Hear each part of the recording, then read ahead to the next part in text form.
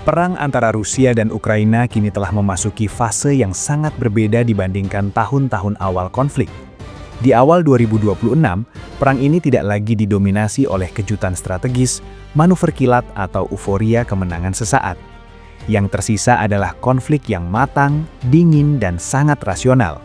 Sebuah perang ketahanan, di mana keberhasilan ditentukan bukan oleh siapa yang bergerak paling cepat, tetapi siapa yang mampu bertahan paling lama dengan sistem yang paling efisien. Jika dilihat dari peta, banyak pengamat awam beranggapan bahwa perang ini stagnan. Garis depan tampak tidak banyak berubah. Tidak ada panah besar yang menembus jauh ke wilayah lawan, tidak ada kota besar yang jatuh dalam semalam. Namun realitas di lapangan sangat berbeda. Stabilitas di peta justru menyembunyikan brutalitas pertempuran yang terjadi setiap hari.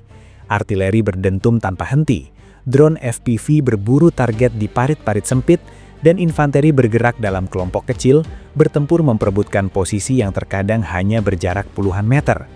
Ini adalah perang gesekan murni, dan dalam jenis perang seperti ini, Rusia terlihat semakin menemukan ritmenya.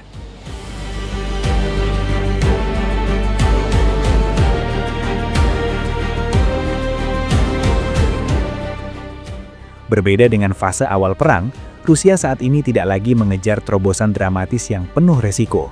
Pendekatan yang diambil jauh lebih sistematis dan terukur. Tekanan diberikan secara konstan di banyak sektor sekaligus, memaksa Ukraina menyebarkan pasukan, amunisi dan pertahanan udara ke berbagai arah.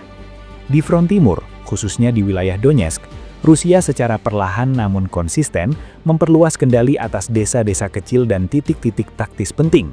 Setiap kemajuan mungkin terlihat kecil jika berdiri sendiri, tetapi jika dikumpulkan dari bulan ke bulan, hasilnya membentuk perubahan strategis yang nyata. Pendekatan ini menunjukkan karakter perang Rusia saat ini. Tidak terburu-buru, tidak emosional, dan tidak bergantung pada satu serangan penentu. Rusia tampak lebih nyaman dengan strategi jangka panjang, di mana waktu justru menjadi senjata. Selama Ukraina dipaksa terus bereaksi, mempertahankan garis yang panjang dan menutup celah di berbagai sektor, beban perang akan semakin berat di pihak Kiev.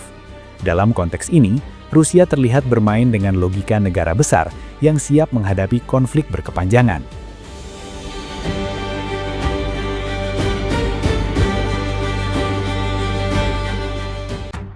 Di sektor utara, dekat Sumy dan Kharkiv, Rusia menerapkan konsep zona penyangga atau buffer zone. Tujuan strategi ini bukan sekedar merebut wilayah, melainkan menciptakan kedalaman keamanan bagi wilayah Rusia sendiri. Dengan mendorong garis pertempuran menjauh dari perbatasan, Rusia mengurangi ancaman langsung artileri dan drone Ukraina terhadap wilayahnya. Ini adalah langkah defensif yang cerdas, namun sekaligus ofensif secara implisit, karena memaksa Ukraina mempertahankan area yang luas dengan sumber daya terbatas. Puncak dari pendekatan sistematis Rusia terlihat jelas pada serangan besar yang dilancarkan hari ini. Dalam satu gelombang serangan udara, Rusia meluncurkan sekitar 165 drone serang, sebagian besar merupakan drone Geran 2, dikombinasikan dengan misil. Ini bukan sekedar soal kuantitas, melainkan soal kapasitas. Serangan ini menunjukkan bahwa Rusia memiliki kemampuan industri, logistik, dan komando untuk melaksanakan operasi udara berskala besar secara berulang, bahkan setelah bertahun-tahun perang dan tekanan sanksi internasional.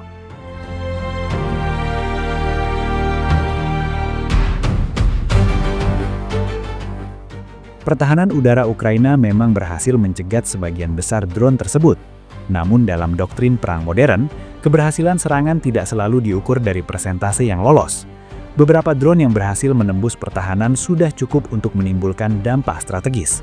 Di Kiev, korban sipil kembali berjatuhan, dan bangunan sipil mengalami kerusakan. Di Kharkiv, infrastruktur energi menjadi sasaran, mengakibatkan pemadaman listrik di tengah musim dingin. Dampak semacam ini tidak hanya bersifat fisik, tetapi juga psikologis, menekan moral masyarakat dan membebani sistem negara yang sudah bekerja di bawah tekanan ekstrim. Setelah serangan, Ukraina bergerak cepat melakukan respons darurat. Tim penyelamat dikerahkan, kebakaran dipadamkan dan upaya pemulihan listrik dilakukan secepat mungkin. Sistem pertahanan udara tetap siaga menghadapi kemungkinan gelombang serangan lanjutan. Ukraina juga melancarkan serangan balasan menggunakan drone jarak jauh ke wilayah Rusia, menunjukkan bahwa kemampuan ofensif mereka masih ada. Namun realitas di lapangan menunjukkan perbedaan mendasar. Ukraina harus terus bereaksi, sementara Rusia memiliki keleluasaan lebih besar dalam mengatur tempo.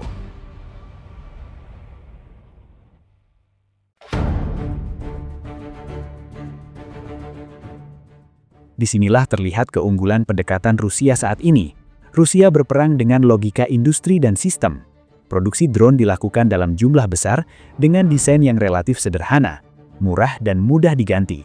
Serangan tidak harus sempurna, karena tujuannya adalah menguras pertahanan lawan, memaksa Ukraina menghabiskan misil pertahanan udara yang jauh lebih mahal.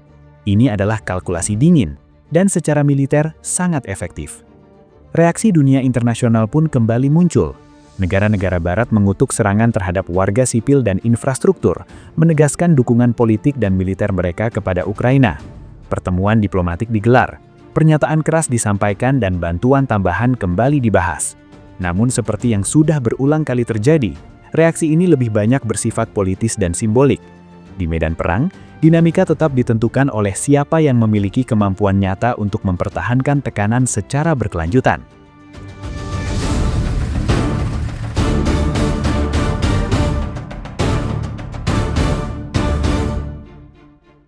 Bagi Rusia, tekanan internasional bukan hal baru. Sejak awal konflik, Moskow sudah beroperasi dengan asumsi bahwa sanksi, kecaman dan isolasi diplomatik akan menjadi bagian dari perang. Justru karena itu, Rusia tampak lebih siap menghadapi konflik jangka panjang. Negara ini mengandalkan kedalaman sumber daya, pengalaman militer dan kemampuan adaptasi industri untuk terus melanjutkan perang tanpa ketergantungan pada satu momen penentu. Hari ini memberikan gambaran yang sangat jelas tentang arah perang Rusia-Ukraina. Ini bukan lagi perang tentang siapa yang benar atau salah di panggung internasional, melainkan tentang siapa yang mampu mengelola konflik paling efisien. Rusia menunjukkan bahwa mereka telah belajar dari kesalahan awal, beradaptasi dengan realitas medan pertempuran modern, dan membangun pola perang yang sesuai dengan abad 21.